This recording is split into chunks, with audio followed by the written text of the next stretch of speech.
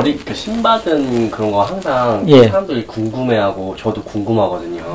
선생님이 유년 시절 뭐 어떤 그런 경험이 있었는지 아니면 뭐 남들과 좀 다른 그런 걸 느낀 게 언제부터인지 좀 혹시 얘기 좀 해주세요. 아, 그래요. 어렸을 적에 제가 조금 지금 생각해보면 남들하고 많이 틀렸던 것 같아요. 그때는 이제 몰랐죠. 어렸을 적에 많이 울었어요. 제가 제 나이 3살 때를 기억을 해요. 근데 보통 기억을 못 하잖아요. 근데 제 여동생하고 저하고 이제 3살 차이거든요.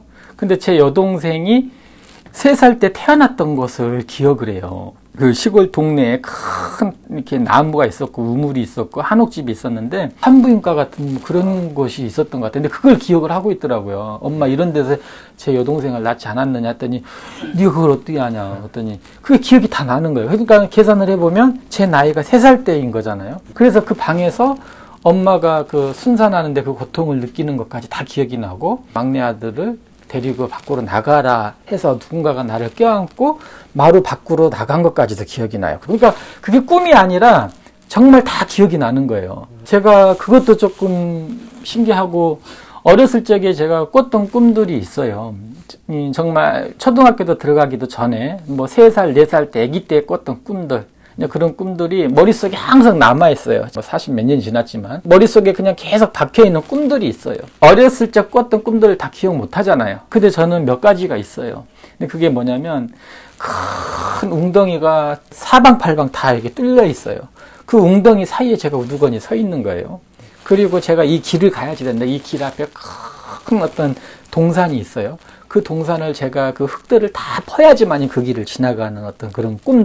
근데 그런 꿈들이 있고 평범하진 않죠. 전생에 무슨 내가 무슨 큰 죄를 지었는지 업이 있었는지 그걸 안고 태어난 것 같아요. 그리고 시골에 큰 교회가 있었어요. 신부님이 안 계셔요. 그래서 우리 아버지는 시골에서 신부님이 안 계시니까 신부님 대신해서 미사를 진행하시는 사도회장님이셨고 천주교에서는 신부님이 안 계시는 작은 시골 교회를 공소라고 했거든요. 본당에서 신부님이 한 달에 한 번씩 미사를 보러 오시면 제가 하얀 복사 의대를 입고 옆에서 신부님 시중을 드는 복사였어요. 우리 아버지는 신부님 대신해서 10몇 년간을 사도회장님직을 하셨어. 그러면 그 우리 시골에서 미사를 진행하시고 그 마이크를 잡고 1시간씩 연설을 하시고 우리 아버지가 되게 똑똑하셔서 지금 이제 고인이 되셨지만 우리 아버지는 제가 신부님 오실 때 하얀 복사 의대를 입고 정말 그 성스러운 그 흰색 가운에 신부님 옆에서 영성제 할 때마다 시중을 드는 모습이 우리 아버지 눈에는 제가 천사처럼 보였던 거예요. 정말 내 아들이 천사 같구나. 너무나 예쁘구나. 그래서 항상 우리 아버지가 했던 말이 제가 교회 세례명이 다윗이에요. 예, 윤공이 대주교님한테 견진성사까지 받았습니다. 저는 군대 있을 때 군정이었었고 레지오 학생회 다 나갔었고요. 매 주마다 이제 교회 나가서 우리 아버지한테 눈도장을 찍어야 됐기 때문에 미사 보러 나갔던 그런 유년 시절을 보냈습니다. 그래서 저한테 항상 우리 다윗은 공부를 열심히 해서 신학대학을 가서 성직자가 됐으면 좋겠다. 장가 가지 말고 아비의 꿈이다. 이런 말을 한 거예요. 그래서 저는 이제 이 무속에 대해서는 정말 격려를 했고 그 무당들은 정말 귀신을 섬긴다. 그리고 되게 싫어했어요. 그리고 우리 아버지도 마찬가지였고 시골 동네에 무당 한 분이 있었는데 우리 아버지 때문에 이사 갔어요. 하도 구박을 해가지고. 그래가지고 저는 이제 군대를 갔죠. 그거 제대를 했어요. 근데 군대의 고참이 이제 신을 내려 받은 거죠. 세월이 흘렀어요. 되게 어린 나이에 일찌감치 무슨 사업을 했어요. 사업을 했는데 그것이 너무나 안 된 거죠. 정말 빚을 떠안고 하루아침에 진짜 돈 다 까먹고 거지가 됐어요. 제 나이 28살에 뭘 장사를 시작을 한 거예요. 밑도 끝도 없이 그냥 뭐 아무런 지식 없이 그냥 이거 하면 잘 되겠거니 하고 시작을 했는데 그게 안 된 거죠. 그렇게 해서 이제 군대에서 알게 된 사회 선배 형 그리고 제가 워커 호텔에서 근무를 했었고 그 호텔에 우리 남자 방에 어떤 캡틴이었어요. 이제 그 양반이 이제 제 친아버지인데 근데 그분이 이제 신을 내려 받았던 거죠. 그래서 지푸라기라도 잡는 심정으로 한번 가봤어요. 그 신당이 그때 압구정 뱅뱅사거리 한스빌 아파트에 촛대 2개다가 이만한 조그맣게 신당을 모셨어요. 그것이 20 몇 년 전 이야기예요. 인사도 안 했죠. 저 신이 있다면 정말 제가 이대로 죽는 건지 앞이 하나도 안 보였어요. 정말 힘들었어요. 그래서 제가 그때 그 트럼펫 카드 이야기 했나요? 다 맞춘 이야기. 이제 그 이야기가 거기에 들어간 거예요. 제가 이야기하려면 한 2시간 걸린다고 그랬잖아요. 그러니까 그 이야기는 생략할게. 찾아보면 그 트럼펫 카드가 여기에 들어간 거예요. 당신이 이걸 맞히면 내가 저걸 믿겠다라고 했는데 그걸 맞춘 거예요. 정말 거짓말 안 하고 신아버지도 놀래고 지금 또 이제 하려고 하니까 안 되는 거죠. 그래서 그것은 어떤 그런 신에 대한 경고였고 메시지였어요. 저한테 주는 메시지. 강력하게 부인을 하니까 아주 별거 아니지만 단순하게 보여주는 신에 대한 메시지였어요. 그래서 그때부터 제가 이제 믿기 시작한 거죠. 아, 내가 교회에서 배웠던 교리가 전부가 아니구나. 뭔가 인간이 모르는 다른 세상이 분명 존재하구나. 내가 제시를 했지만 거기에 대한 답을 준 거잖아요. 뭐 신이 됐든 뭐가 됐든 그걸 알아듣고 그것을 질문을 던진 것에 대한 어떤 표적을 알려준 거잖아요. 그래서 그때부터 제가 이제 맹신을 하게 된 거죠. 지금은 뭐 다 기도 도량이 다 집처럼 돼 있고 다 잘 돼 있지만 옛날에는 그냥 허공에서 재물 다 가지고 올라가서 자시의 번호에서 공양을 해서 진짜 밥을 해가지고 올리고 기도하고 이렇게 내려왔어요. 그렇게 다 따라다녔어요. 따라다니면서 하루는 용문산에 산신각에 또 기도를 간다고 해서 이제 따라갔어요. 따라갔다가 이제 거기에서 신아버지의 선생님이 오방기를 한번 잡아보자. 네 동생이 신기가 있는데 테스트를 한번 해보자 해서 처음으로 이 오방기를 잡아본 거예요. 산신각에서 잡아봤는데 1, 2분도 안 돼서 신이 내리더라고요. 나는 무당들이 이게 막 떨리면은 이게 그냥 그 무당들의 액션인가 보다라고 생각을 했었는데 눈이 뒤집히고 소리를 지르고 이 대나무 살이 다 손에서 빠져나가고 빨간색 이 산신기 끝자락만 잡고 소리를 지르고 난리가 난 거예요. 그게 제가 세상에 태어나서 영적인 어떤 그런 기운을 느껴본 게 처음이었어요. 그래서 용문산 산신각에 가끔 제가 기도를 가는데 그것은 꼭 제가 친정집에 가는 것처럼 그런 느낌이 들어요. 그래서 아직은 아닙니다. 준비가 됐을 때 그때 정성스럽게 신령님 찾는다고 합니다 해서 나간 거예요. 나가서 이제 제 선배 형하고 그 신선생님들하고 막 운운을 한 거죠. 그때가 제 나이가 29살이었어요. 정확히 29살 때 제가 신이 내렸어요. 왜 안 했냐면 제가 뭐 그때 당시는 뭐 금전도 없고 빚만 잔뜩 잡는 상황이었었고 그리고 신에 대한 어떤 그런 기운을 다 몸으로 느꼈고 꿈을 꾸면은 타원형의 염주를 거신 할머니가 정말 둥둥둥둥둥 뜨면서 하늘 위로 날아가는 것도 보고 학들이 5마리가 막 내 몸으로 치고 들어오고 별의별 꿈들을 많이 꿨어요. 꿨는데도 불구하고 그걸 하질 않았습니다. 그런 꿈을 꿨는데도 불구하고 저는 사람을 보면 이럴 것이다 저럴 것이다 막 그런 소리를 안 했습니다. 한 번도. 근데 요즘 들어 뭐 손님들 보면은 제가 신기가 있는데요. 제가 지하철을 타면 어떤 사람한테 이런 말을 해요 저런 말을 그건 다 제대로 된 어떤 신이라고 볼 수가 없습니다. 사실. 신은 그렇게 경솔하지가 않아요. 아무 곳에서나 소주 한 잔 먹고 건물 보고 어디 그냥 사석에서 너 이럴 거 너 언제 어떻게 될 것 같아 막 이런 거는 글쎄요 그냥 허주라고밖에 볼 수가 없어요. 그런 분들이 가끔 물어보러 와요. 정말 신이 내리는 사람들은 점을 보러 오지도 않아요. 자기 스스로가 알 때가 있습니다. 저도 그랬고요. 그렇게 해서 제가 그 어린 나이에 이제 그 기운을 다 느끼고 우리 집은 다 카톨릭 성당 집안이었기 때문에 내가 무당이 된다라는 것은 정말 있을 수 없는 일이었어요. 그래서 그 용문산 산신각에서 대가 내리고 신이 내리고 이 빨간기를 잡고 준비가 되면 신령님 대우를 한다고 했을 때 그때 그 이후로 제가 운영하던 가게를 제값받고 팔게 됐어요. 그래서 돈이 생겼습니다. 그 돈이 생겼을 때 만사를 제쳐놓고 제가 신주단지를 모셨어요. 그 나이가 제가 이제 30살이었어요. 정말 아깝다 생각지 않고 그때 당시 큰돈 들여서 신주단지를 모셨어요. 그래 모셔가지고 매일 지금 10몇 년을 매일 아침 옥수발언하고 초하루 때는 떡도 올리고 과일도 올리고 제가 이사 갈 때마다 제 안방에다 놓고 또 장사할 때는 또 가게에다 터에다도 놓고 그렇게 해서 제 30대가 되게 일이 잘 풀렸어요. 35살 때 제가 심각한 우울증이 왔어요. 그 우울증이 왔을 때는 저 나름대로의 사업도 잘 됐고 돈도 큰 부자처럼 벌지는 않았지만 제가 먹고 쓰고 그냥 뭐 여행 다니고 할 정도는 벌었어요. 그래서 제 주변 친구들이 저놈은 뭘 해도 대박 나고 뭘 해도 잘 되는구나 뭐 이런 소리 들을 정도로 일이 잘 풀렸어요. 근데 저한테는 큰 우울증이 왔어요. 자고 일어나면 베개 밑에 눈물이 떨어지고 되게 허무한 하루하루가 이렇게 보내더라고요. 그렇게 해서 35살 때부터 제가 이상한 증상이 있었어요. 그게 뭐였냐면 제가 제 나이 21살 때 저희 아버지가 일찍 돌아가셨어요. 숫자가 보이기 시작한 거예요. 111이라는 숫자가 계속 보이는 거예요. 자다 일어나면 시계를 보면 11시 11분이고 손목 시계를 봐도 11시 11분이고 그리고 제가 그때 당시 학동역에 살았었는데 제가 이제 아까 아파트가 15층이었었는데 주말에 친구들 만나려고 이렇게 나가려고 하면 엘리베이터에 11층이 걸려있고 소름 돋아가지고 들어서 못 나가겠다고 내가 꼭 죽을 것 같고 죽을 사자인가 싶어서 다시 샤워하고 자버리고 그게 몇 년간 그랬었어요.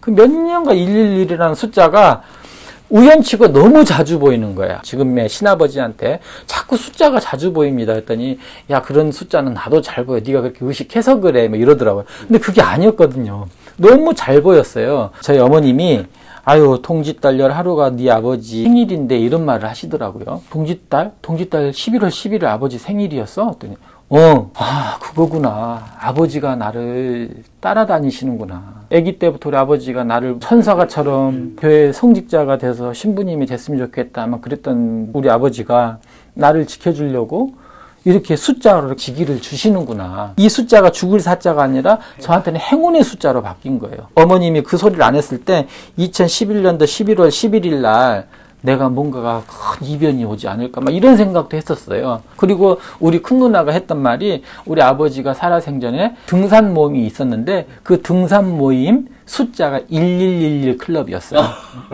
그러니까 저한테는 의미 있는 숫자인 거죠. 근데 여기서 이제 멈춘 게 아니라 첫 마디가 왜 신을 내려받았는지 그거에 대해서 이제 설명을 하려면 이 이야기가 다 들어가야지 되기 때문에 말을 하는 거예요. 그래서 그 1111 숫자는 저한테 행운의 숫자였고, 이제 제가 한 해 지나가고, 두 해 지나고, 30대 10년이라는 세월이 다 지나갔어요. 그래서 40이 됐을 때, 금전도 막 잘 벌리고 하니까 내가 바뀌더라고요. 사치도 부리고, 세월이 지나고 40이 되니까 신주단지를 모셔놓고 한 번을 대우를 해주지를 못한 거예요.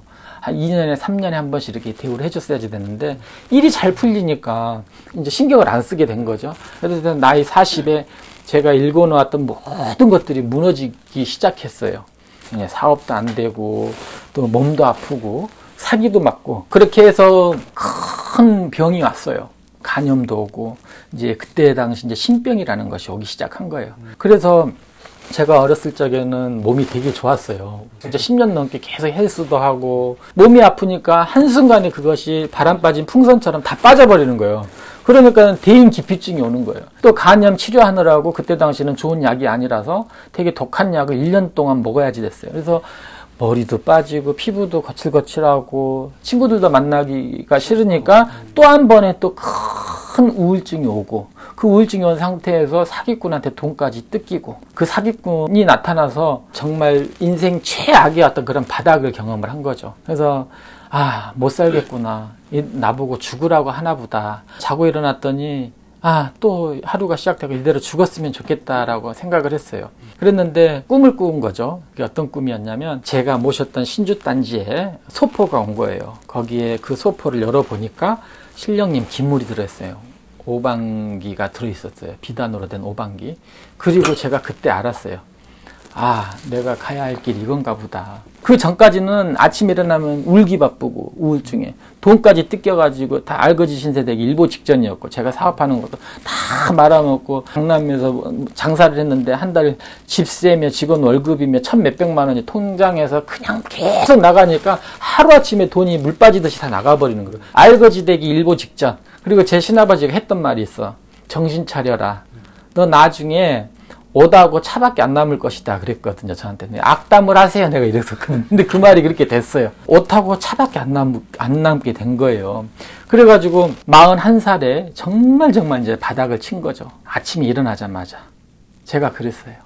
세상 구경 잘했다 하고 제가 신아버지한테 전화를 했어요. 형님 안녕하세요. 네 웬일이냐. 요즘 신고 타는데 돈이 얼마가 들어갑니까? 전 어디 전 보러 가지도 않았습니다. 얼마다? 알았어요. 왜 누가 신 받는데? 아니에요. 그리고 전화를 끊고 그 자리에서 그냥 바닥바닥 있는 돈 없는 돈 긁어가지고 현찰로 할아버지 신당에 가서 그냥 탁 할아버지한테 올렸어요. 난리가 난 거예요. 이게 뭐냐 했더니 저 신 받을 거니까 준비해 주세요. 그리고 저 올려줄 선생님들은 형님이 알아서 다 섭외해 주세요. 해서 일사천리로 일이 진행이 된 거예요. 징을 두들고 축원을 하는데 아무런 눈물도 안 나고 아무렇지도 않은 거예요. 그래서 이거 뭐냐, 이거 나 바보 되는 거 아닌가. 그래서 이거 뭐 징맞히면 울린다더니 전혀 감이 없는 거예요. 그래서 그날 저녁 이제 계룡산으로 이제 옮긴 거죠. 계룡산에서 자시에 이제 징을 치고 이렇게 축원을 하는데 제가 말문이 터진 거예요. 내가 8월 28일 날 내 신령님을 모시고 신의 문을 열고 이제 시작을 할 것이다라고 제가 이제 말문을 터진 거예요. 지금 이제 생각을 해보니까 2012년 8월 28일이 태풍 볼라벤이 상륙하는 날이었어요. 그리고 8월 28일까지 그 삼산 본날에서부터 8월 28일까지 세보니까 정확히 11일인 거예요. 8월 28일 음력으로 보니까 7월 11일인 거예요. 숫자가 11이 들어간 거잖아요. 그러니까 여기에서도 의미가 있었던 거죠. 아버지가 또 도와준 거고, 숫자의 어떤 그런 기운이 여기서 계속 이어져요. 그래서 그날 이제 날짜를 잡고 신령님을 모실 집을 제가 5월 달부터 보러 다녔어요. 신당을 모실 집을 찾으러 다니면서 그 찾기 이전에 제가 꿨던 꿈이 뭐였었냐면, 잠을 자는데 꿈도 아니고 생시도 아닌데 제 동공에 햇볕이 쨍쨍 내리쬐는 한옥집 담벼락에 노란색 깃발에 빨간색 만자가 그려진 깃발을 본 거예요. 이런 데가 있느냐. 다 보통 빨간색 흰색 기던데 그런 데 기가 있다고 하더라고요. 그래서 한옥집을 봐라. 2달 동안 신당을 차릴 집을 찾으러 다녔는데 한옥집이 없는 거예요.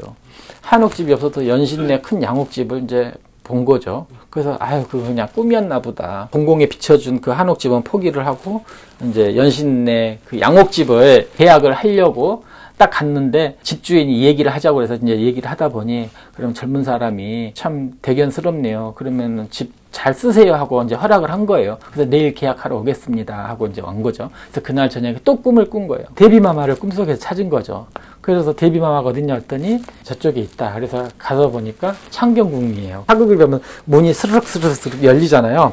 그 문을 쫙 열고 했더니 데뷔마마가 탁하니 앉아 있는 거예요. 중안 땅에 제자리 신당을 차릴 건데 줄 거냐고 했더니 대신들이 싫어하지만 자리는 마련해 봄새 이랬었거든요. 오늘 연신내 양옥집 계약하러 가야지 되는데, 그래서 이 꿈이 뭔가 6달 동안 그렇게 한옥집 찾으러 다녔는데 없었는데 그 꿈을 꾸고 나서 연신내 가는 길에 창경궁이 있더라고요.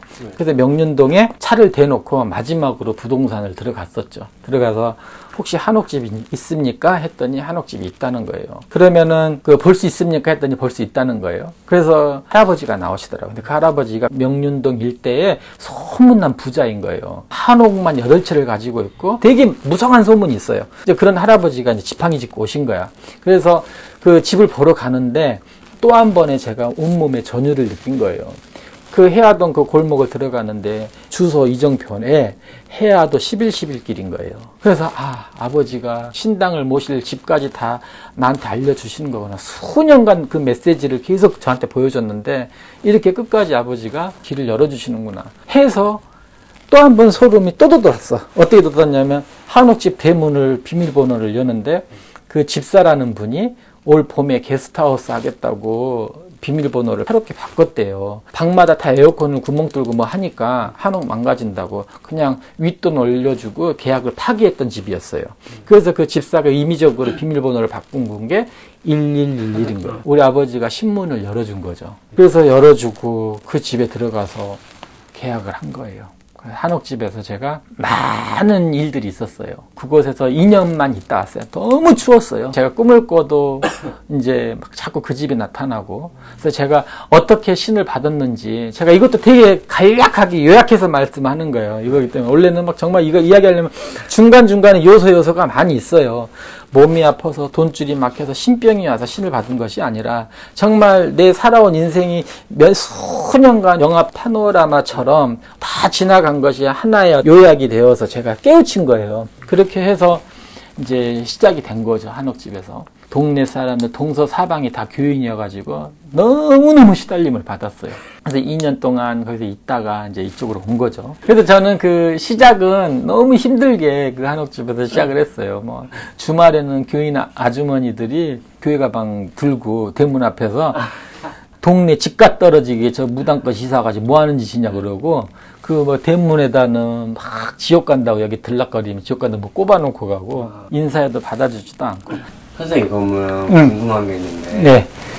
이제 뭐 유년 시절 다 기독교 집안이었잖아요. 천주교. 네, 천주교. 네. 천주교 집안이고 막 엄청 그랬는데 막 집에서는 뭐 반응이 어땠는지 뭐 어머니라든지. 난리가 났었죠. 여동생한테만 처음에 이제 알렸어요. 근데 그것도 웃긴 게 뭐였냐면 아까 제가 111 숫자 계속 이야기했잖아요. 여동생한테 그 신령님 모실 집을 다 한옥집을 찾고 신당을 차리려고 다 준비를 하고 신군퇴야 할 날짜까지 다 잡아놓은 상태였어요. 그때 제가 여동생한테 밤에 뜬금없이 문자를 했어요. 카톡으로. 연락이 왔길래 오빠 요즘 왜 이렇게 조용해? 하고 여동생이. 그래서 오빠 사실 너한테 할 말이 있어요. 제가 이렇게 말한 거예요. 저희 엄마도 성당에 나가지, 온 식구들이 다 이제 교회 나가니까 제가 이제 무당이 된다라는 것을 말하는 것이 집안이 발칵 뒤집힐 일이에요. 뭐 친척들까지 전부 다. 그래서 여동생은 그나마 조금 이제 이해해 줄 수 있을 거라고 제가 생각을 했어요. 그래서 여동생한테 이제 카톡이 왔길래 오빠 사실 신내림 받아라고 했어요. 그랬더니 여동생이 하는 말이 직감은 했어 오빠 이러더라고요. 근데 괜찮아 이러더라고요. 너무 고맙더라고요. 근데 그러고 나서 제가 이제 그 카톡에 내가 여동생한테 문자를 보냈던 그 시각이 11시 11분인 거예요. 진짜 모든 것이 다 이제 그 숫자가 들어간 것도 아버지가 도와준 것 같고 그렇게 해서 다 이제 시작이 된 거죠. 그래서 이제 여동생이 큰 누나한테 말하고 신내림꽃을 할 때는 제 여동생만 왔어요. 큰 누나랑 이제 저희 엄마는 이제 제가 이제 한옥집에 신당을 꾸리고 신굿을 하고 나서 다 모든 걸 다 준비를 한 상태. 제가 이제 한복을 입고 신당에 있는데 누나하고 엄마가 이제 오신 거예요. 대문을 열고 울면서 들어오시더라고. 이게 무슨 날벼락이냐, 무슨 일이냐 하면서 막 울면서 들어오시는 거야. 그러면서 아무 생각 없었어요. 어차피 아셔야 되니까. 그래서 어머님이 서럽게 울고 들어오신 거예요. 대문을 열고. 그러더니 저희 어머님이 신당문을 열어서 이제 보여줬는데 어머님이 했던 첫 마디. 우리 어머님은 이제 시골 분이라 절도 큰 절을 해요. 이렇게. 천주님 죄송합니다. 내 아들이 죽어서 지옥에 가면 저는 제 아들 따라서 지옥에 가렵니다 하고 큰 절을 올리더라고요. 그래서 내가 그때 그 소리를 듣고 정말 대성통곡하고 막 울었어요. 그래서 엄마 지옥에 안 가요. 그리고 성당에 나가셔도 돼요. 엄마 성당 나가야지 친구들도 많잖아. 그래서 아니다. 내 아들이 네가 만에 하나 지옥에 간다면 나도 따라갈란다. 지옥 안 간다니까 엄마. 그러면서 우리 어머님이 큰 절을 올리시더라고요. 우리 어머님이에요. 이제 저희 어머님이 그런 것이 아니라 모든 어머님이 다 똑같은 마음이실 거예요. 대단한 거죠. 엄마는 남자보다 더 강하고 정말 위대하신 것 같아요. 그렇게 자식이 이렇게 신의 기자가 되어서 이렇게 시작을 하는데 그 어떤 말보다 큰 힘이 됐었어요. 제 신령님한테 우리 아들 잘 부탁드리고 훌륭한 사람 되게 도와주시고 아무쪼록 잘 부탁드립니다 하면서 큰 절을 올리시더라고요. 그래서 저희 어머님이 정말 대단하신 것 같아요. 정말 대단하시고 정말 고맙고 그 말 한마디가 저한테는 정말 큰 힘이 됐고 저희 큰 누나도 지금은 다 수긍을 하고 제 신당에 너무 잘해요. 다 온 식구들이 너무나 잘합니다. 믿음. 이렇게 제가 신을 내려받고 오늘날까지 지금 이렇게 하고 있습니다. 어찌됐든 신병을 앓고 다니시는 분들 상담하러 신당에 점집에 이렇게 물어보러 다니시는 분들이 있어요. 선생님 저 지하철 타면 어떤 사람이 이렇게 보이고 저렇게 보이고 다 그 사람 앞날이 다 비쳐요. 선생님 저 신병이 온 것 같은데 저 받아야 될까요? 말아야 될까요? 막 집집마다 다 점만 보러 다녀요. 근데 사실 그분들은 저렇게 해가지고 신을 내려받아서 과연 잘 불릴 수 있을까 하는 생각이 들어요. 이제 그런 분들이 이 방송을 보신다면 본인 스스로가 조금 생각을 많이 해야지 된다라고 봐요. 정말 자기 스스로가 깨우칩니다. 압니다. 나 자신이 내가 남하고 틀리다라는 것을 알아요. 누군가가 말해줘서가 아니라 검증을 하고, 뭘 검증을 해? 신이 내리는지 안 내리는지? 글쎄요, 그것도 많은 도움이 됩니다. 확실히 알고 싶다면 신기가 없는 사람들은 1시간이고 2시간이고 징을 쳐도 대가 안 내립니다. 이게 대가 내린다라는 게 뭐냐면 이렇게 광이 내린다고 해서 이렇게 막 이렇게 떨리는 건데, 어떤 분들은 그냥 1시간이고 2시간이고 그냥 멀쩡하게 있어요. 내리지도 않고. 근데 신기가 있는 사람들, 신의 기자가 될 몸주들은, 어떤 영매 기운이 강하신 분들은 그냥 잡자마자 몇 초 만에 내리시는 분들도 있어요. 내림굿 했을 때 제가 또 백마장군님 내리시는 어떤 그런 동작들 제가 또 이야기했었잖아요. 네. 이제 그런 것도 보면은 저는 글쎄요, 저는 모르겠어요. 내 자랑도 하자면은 저는 제대로 맞게 신굿이라는 것을 했고, 저 스스로가 되게 만족을 합니다. 그래서 예전에는 내가 무당이다라는 것을 남기고 싶었고 창피해 했고 하지만 지금은 전혀 그렇지 않아요. 그래서 그냥 유튜브도 찍고 그래요. 그렇게 해서 제가 지금 오늘은 조금 입이 안 풀려가지고 정리가 되지 않는 이야기 같은데, 어쨌든 저는 이런 유년 시절을 보냈고 이렇게 해서 신의 기자가 되었습니다. 자, 감사합니다.